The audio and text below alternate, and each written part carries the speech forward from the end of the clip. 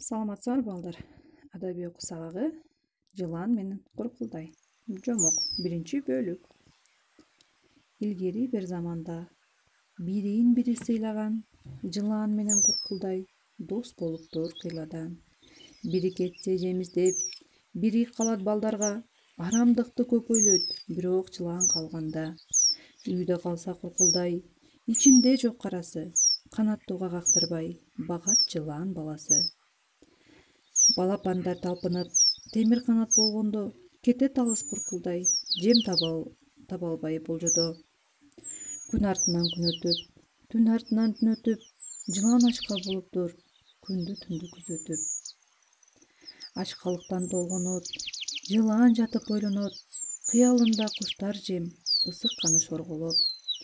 Бээр чөбүн куссамбы, достук шертти буссамбы, балапандын бирөөнү бир чайнабай жутсамбы, ысык канын сорсомбу, бал этине тойсомбу, Куркулдайды какшатып, эки көзүн ойсомбу. Таптым, деди жоопту, кол салайын мүлкүнө, Куркулдайды кууратып, доо коеюн түлкүгө.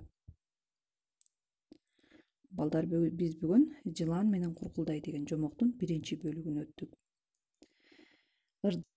Кана балдар, жомок эмне жөнүндө айтылат экен? Жомоктогу каармандар бири-бири менен кандай мамиледе болушкан? Жылан кандай болгон? Жана ошондой эле Куркулдай кандай болгон? Балдар, биз билебиз, Жылан жырткыч жаныбар. Ал эми Куркулдай болсо канаттуу куш. Бул куш ишенимге бекем куштардын катарына кирет. Балдар, силерге тапшырма. Жылан менен Куркулдай боюнча Вендин диаграммасын түзөбүз. Эки жаныбардын окшоштуктарын жана айырмачылыктарын жазабыз.